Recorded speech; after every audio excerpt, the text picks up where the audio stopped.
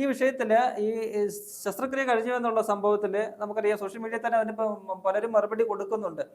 അദ്ദേഹത്തിന് നടന്നിരിക്കുന്നത് ഒരു എൻഡോസ്കോപ്പിയും ഒപ്പം തന്നെ ഈ കീ ഹോൾ ശസ്ത്രക്രിയയാണ്. അത് ഓപ്പൺ സർജറി അല്ല, അത് പറയുന്നുണ്ട് അതിനകത്ത്. അപ്പൊ സ്വാഭാവികമായിട്ടും അത്ര സർജറി ആകുമ്പോഴേ ഈ പറയുന്ന മീശ താടി ഒന്നും പഠിച്ചു കളയേണ്ട കാര്യമില്ല. അവര് അതൊന്നും ഇവർക്ക് അറിയാറായിട്ടില്ല. ഇവരെല്ലാം ഈ കാലം ഒരുപാട് മുന്നോട്ട് പോയിട്ട് ഇവർ അപ്ഡേറ്റ് ആവുള്ളൂ. അതിന്റെ ഒരു പ്രശ്നം. ചിലര് പറയുന്നത് ഇവർക്ക് ആകപ്പാടെ അറിയാവുന്ന ഒരു ഡോക്ടർ എന്ന് പറയുന്നത് ഡോക്ടർ ചിന്താ ജെറോം മാത്രമാണ്.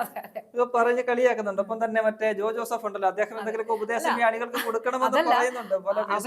അവയവമാറ്റ ശസ്ത്രക്രിയ കഴിഞ്ഞപ്പോൾ ആ ശസ്ത്രക്രിയയെ കുറിച്ച് എഴുതിയ പോസ്റ്റിൽ പോലും ഒരു മുഖ്യമന്ത്രിയെ പോഴ്ത്തി പാടുന്ന, അത് വായിക്കുമ്പോൾ തന്നെ നമുക്ക് ചിരി വരുന്ന രീതിയിലാണ് അദ്ദേഹം പോസ്റ്റ് ഇട്ടത്. അപ്പൊ അദ്ദേഹത്തിന് അറിയില്ലേ ഇതിനെ കുറിച്ച്?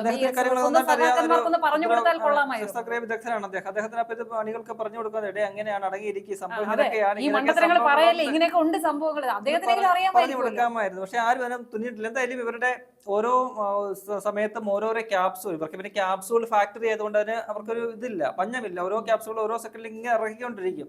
പണ്ട് ഈ എം വി ജയരാജൻ തന്നെ പറഞ്ഞതല്ലേ ക്യാപ്സൂളിനെ കുറിച്ച്. അപ്പോൾ ഓരോ ക്യാപ്സൂളുകളും ഇങ്ങനെ തകർന്നടിയുന്ന കാഴ്ചയാണ് നമ്മൾ കണ്ടിരിക്കുന്നത്.